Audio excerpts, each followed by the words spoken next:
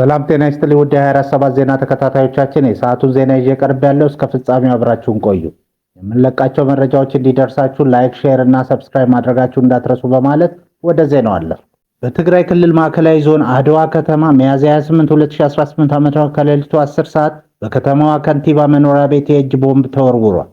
የተወረወረው ቦምብ ሳይፈነዳ ቀርቶ በሰውና ንብረት ጉዳት አላደረሰም ሲል የአድዋ ከተማ ፖሊስ ገልጿል።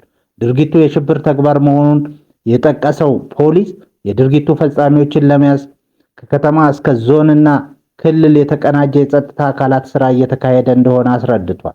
ፖሊስ ድርጊቱን አውግዞ ህዝቡ የድርጊቱ ፈጻሚዎች በህግ ቁጥጥር ስር እንዲውሉ አጋዥ ሚናውን እንዲጫወት ጥሪ አቅርበዋል። ባለፈው ማክሰኞ ሚያዝያ 26 ቀን 2018 ዓ.ም ምሽት በትግራይ ፕሬዝዳንት ጽህፈት ቤት አካባቢ የቦምብ ፍንዳታ ማጋጠሙ ይታወሳል። የድርጊቱን ፈጻሚ ለመያዝ ክትትል ይደረጋል ቢባልም እስካሁን የተያዘ የለም። ባለፈው ወራት በመቀሌ ዩኒቨርሲቲ ውጫዊ አጥር በአጠቃላይ 3 የቦምብ ፍንዳታዎች አጋጥመው እስካሁን ስለ ድርጊቱ ፈጻሚዎች ለህዝቡ የቀረበ መረጃ የለም። 15,000 ብር መደለያ የተቀበለች የነዳጅ ማደያ ሰራተኛ በቁጥጥር ስር ዋለች። ራሂማ ሰኢድ ድርጊቱን የፈጸመችው ሚያዝያ 28 ቀን 2018 ዓ.ም በንፋስ ስልክ ላፍቶ ክፍለ ከተማ ወረዳ 13 ልዩ ቦታው ጀሞ 1 አካባቢ ከሚገኝ የነዳጅ ማደያ ከሌሊቱ 6 ሰዓት ላይ ነው። የሰሌዳ ቁጥር ኮድ 3 A07522 ኢቲ የሆነ የጭነት መኪና ለመቅዳት በሄደበት አጋጣሚ ግለሰቡ 20,000 ብር መደለያ እንዲሰጣት ትጠይቃለች። አሽከርካሪው ጉዳዩን ለመኪናው ባለቤት በማሳወቅ በድርድር 15,000 ብር በኢትዮጵያ ንግድ ባንክ በግለሰቧ የግል አካውንት ገቢ ያደርጋል። የገንዘቡ ዝውውር መደረጉን የንፋስ ስልክ ላፍቶ ክፍለ ከተማ ፖሊስ ዋና መምሪያ በማረጋገጡ ግለሰቧ በቁጥጥር ስር አውሎ ምርመራ መጀመሩን አስታውቋል። በአሁኑ ወቅት ከነዳጅ ጋር በተያያዘ የሚፈጸሙ ህገወጥ ተግባራትን ለመከላከል ጥምር የጸጥታ አካል አስፈላጊው ክትትልና ቁጥጥር እያደረጉ መሆኑን የአዲስ አበባ ፖሊስ ዋና ጠቅላይ መምሪያ አስታውቋል። ተገልጋዩን በማጉላላትና ያልተገባ ጥቅምን ለማግኘት የሚደረጉ ህገወጥ ተግባራትን በጋራ መከላከል እንደሚገባ ፖሊስ ገልጿል። ህብረተሰቡ ጥቆማ የመስጠት ልምዱን አጠናክሮ ሊቀጥል የሚገባ በመሆኑ መረጃ ለመስጠትም ሆነ የፖሊስ አገልግሎትን ለማግኘት በነፃ የስልክ መስመሮች 990 991 987 816 እንዲሁም በዜጎች ተሳትፎ መተግበሪያውን መጠቀም እንደሚችል ገልጿል። የአሽከርካሪዎች ፈተና በዲጂታል ምዝገባና ውጤት በሞባይል ሊከናወን ነው። የትራንስፖርትና ሎጂስቲክስ ሚኒስቴር የአሽከርካሪዎችን የብቃት መመዘኛ ሂደት የሚያዘምን አዲስ ዲጂታል መተግበሪያ ወደ ስራ ሊያስገባ መሆኑን አስታወቀ። ይህ አዲስ ሲስተም ከብሔራዊ የፋይዳ መታወቂያ ጋር በቅንጅት የተዘጋጀ ሲሆን አሽከርካሪዎች ባሉበት ቦታ ሆነው በሞባይላቸው ምዝገባ እንዲያካሂዱ ያስችላቸዋል። በተጨማሪም ተመዝጋቢዎች የፈተና ቦታና ሰዓታቸውን በሲስተሙ አማካኝነት ማወቅ የሚችሉ ሲሆን የፈተና ውጤቶቻቸውንም በፈጣን የጽሑፍ መልእክት እንዲደርሳቸው ተደርጎ ተቀርጿል። የሲስተሙን ዝግጅት የገመገሙት የትራንስፖርትና ሎጂስቲክስ ሚኒስትር ዴኤታ አቶ በርኦ ሐሰን እንደገለጹት መተግበሪያው ምዝገባን፣ ስልጠናና ፈተናን በማቀናጀት የብቃት ማረጋገጫ ሲኦሲ አሰጣጥን ውጤታማ ያደርገዋል። ተመዝጋቢዎች ወደ ፈተና ከመግባታቸው በፊት ስለ ሲስተሙ አጠቃላይ ስልጠና እንደሚሰጣቸው የጠቀሱ ሲሆን በአሁኑ ወቅት የቅድመ ዝግጅት ስራዎች እየተጠናቀቁ በመሆኑ በቅርቡ የምዝገባና ስልጠና ስራዎች በይፋ እንደሚጀመሩ ገልጸዋል። የሱዳን ጦር በኢትዮጵያ ድንበር አቅራቢያ በሚገኘው የብሉ ናይል ግዛት ተጨማሪ ወታደሮችና ጸረ አውሮፕላን መሳሪያዎችን እያሰፈረ መሆኑ ተዘገበ።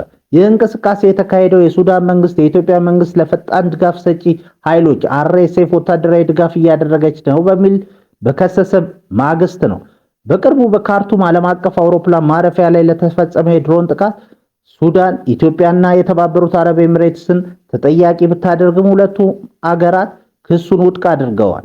በሌላ በኩል ኢትዮጵያ የሱዳን ጦር የህወሓት ታጣቂዎችን እያሰለጠነች ነው በሚል አጸፋዊ ክስ አቅርባለች። የአሜሪካ የልጅ ቀለብ ዕዳ ያለባቸው ዜጎች ፓስፖርት ሊሰረዝ ነው። ኢትዮጵያውያን ሊቸገሩ ይችላሉ። የአሜሪካ የውጭ ጉዳይ ሚኒስትር $2,500 በላይ የልጅ ቀለብ ዕዳ ያለባቸው ዜጎች ፓስፖርት የመሰረዝ እርምጃ መጀመሩን አስታወቀ። እርምጃው መጀመሪያ $100,000 ዕዳ ያለባቸው 2700 ግለሰቦች ላይ የሚያተኩር ቢሆንም በቀጣይ በሺዎች የሚቆጠሩ ሰዎች ያጠቃልላል። ይህ ውሳኔ የአሜሪካ ዜግነት ያላቸው በርካታ ትውልደ ኢትዮጵያውያንንም ሊነካ እንደሚችል ተገምቷል። በተለይም ወደ ኢትዮጵያ ለመጓዝ ያቀዱ ወይም በሀገር ውስጥ ያሉ ወላጆች ፓስፖርታቸው ከተሰረዘ ጉዟቸው ሊስተጓጎል ይችላል። ፓስፖርቱ የተሰረዘበት ግለሰብ ዕዳውን ቢከፍል እንኳ ሰነዱን መልሶ መጠቀም ስለማይችል አዲስ ለማውጣት ቢያንስ 3 ሳምንት ይጠበቅበታል። የውጭ ጉዳይ ሚኒስቴር ግለሰቦች ከመጓዛቸው በፊት ዕዳቸውን እንዲያወራርዱ አሳስቧል። በአሜሪካና በኢራን መካከል በሆርሙዝ ሰርጥ የተኩስ ልውውጥ መጀመሩ ተዘግቧል። የተለያዩ ዓለም አቀፍ የሚዲያ ተቋማት እንደዘገቡት ከሆነ ቀደም ሲል የነበረው የተኩስ አቁም ስምምነት ተጥሶ ሁኔታው ወደ መጠነ ሰፊ ወታደራዊ ግጭት እንዳያመራ ተሰግቷል። ኢራን አሜሪካ ጃዝ ከሚሰኝ አካባቢ ወደ ሆርሙዝ ሰርጥ እየተጓዘ በነበረ የኢራን የነዳጅ ጫኝ መርከብ እና በተባበሩት አረብ ኤምሬትስ ፉጃይራ ወደብ ትይዩ ወደ ሆርሙዝ ሰርጥ እየገባ በነበረ ሌላ መርከብ ላይ ጥቃት በመሰንዘሩ የተኩስ አቁም ስምምነቱን ጥሳለች ስትል አስታውቃለች። በሌላ በኩል የአሜሪካ ጦር ኢራን ያለምንም ትንኮሳ ጥቃት ማድረሷንና ለዚህም የሚገባት ምላሽ ለመስጠት ጥቃት መፈጸሙን ገልጿል። እስራኤል ሀዩም በበኩሉ ሁለቱ ኃይሎች በስትሬት ላይ የቀጥታ የተኩስ ልውውጥ ማድረጋቸውን ዘግቧል። የአሜሪካ ጦር በኢራን የቃሽም እና የባንዳር አባስ ወደቦች ላይ የአየር ድብደባ መፈጸሙን ፎክስ ኒውስ ዘግቧል። በተጨማሪም አሜሪካ ከቀጠናው ሀገራት ጋር ለመተባበር በከሚር ሲራክ እና በቀሽም ደሴት የባህር ዳርቻዎች በሚገኝ ስፍራዎች ላይ ጥቃት መፈጸሟን የኢራን ወታደራዊ ባለስልጣናት ገልጸዋል።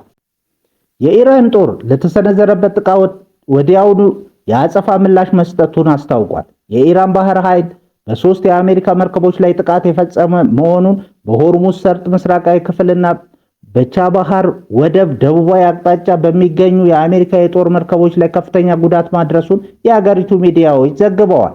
በአሁኑ ሰዓት በዋና ከተማ ቴህራን እና በደቡባዊቷ የባንዳር አባስ ከተማ ከፍተኛ የፍንዳታ ድምጾች እየተሰሙ ይገኛሉ። የኢራን መንግስት ሚዲያዎች በሀገሪቱ የባህር ዳርቻዎች ላይ የተበታተነ ጥቃቶች እየተፈጸሙ መሆኑን እየዘገቡ ነው። በአሁኑ ወቅት በሆርሙዝ ሰርጥና በኢራን ደቡባዊ የባህር ዳርቻዎች ላይ የሚደረገው የአሜሪካ ጥቃትና የሁለቱ ወገኖች ፍጥጫ እንደቀጠለ ይገኛል።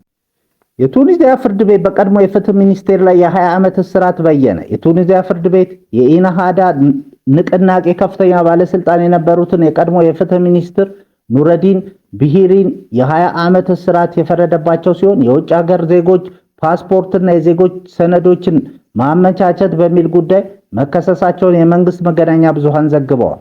በ2012 ቢሂሪ የፍትህ ሚኒስትር በነበሩበት ወቅት ከሽብርተኝነት ጋር በተያያዙ ጉዳዮች ለሚፈለጉ የውጭ ዜጎች የተሰጠ የዜግነት ሰነዶችን ማጭበርበር በሚሉ ክሶች ላይ ያተኮረ ነው። ቢሂሪ እና የመከላከያ ቡድናቸው ግን ክሱን ውድቅ አድርገዋል። ቀደም ሲል በእስር ላይ የሚገኙት ቢሂሪ በኤፕሪል 19 2025 በመንግስት ደህንነት ላይ የተቀነባበረ ሴራ ጋር በተዛመደ ክስ 43 ዓመት ተፈርዶባቸዋል። የቱኒዚያ የመንግስት የዜና ወኪል ስማቸው ያልተገለጸውን የፍትህ ምንጭ ጠቅሶ እንደዘገበው በቱኒዚያ የመጀመሪያ ደረጃ ፍርድ ቤት የሽብርተኝነት ጉዳዮችን የሚከታተል የወንጀል ክፍል በቢሂሪ እና በሌሎች ላይ የተጭበረበሩ ፓስፖርቶችና ዜግነት ተብሎ በሚጠራው ጉዳይ ላይ ከ11 እስከ 30 ዓመት የሚደርስ የእስር ቅጣት ወስኗል። ምንጩ ቢሂሪ እና የቀድሞ የደህንነት ኃላፊ ፋቲ አልባላዲ እያንዳንዳቸው የ20 ዓመት እስራት እንደተፈረደባቸው ተናግሯል። ጉራን አድማጮቻችን ለሰዓቱ ያልናቸው ዜናዎች በዚህ እናበቃለን።